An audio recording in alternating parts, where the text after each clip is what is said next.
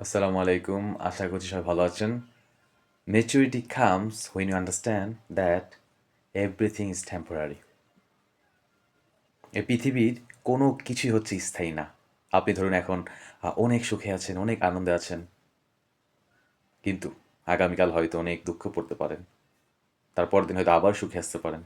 তারপরের দিন হয়তো আবার দুঃখে পড়তে পারেন। এভাবেই কিন্তু জীবন চলবে। জীবন আসলে আমরা বলতে পারি যে প্রকৃতির ন্যায়। প্রকৃতিতে কখনো রোদ, কখনো বৃষ্টি, অর্থাৎ প্রকৃতির নানা যে আয়োজন, নানা যে বিচিত্রতা, সেটার সাথে আমরা তুলনা করতে পারি।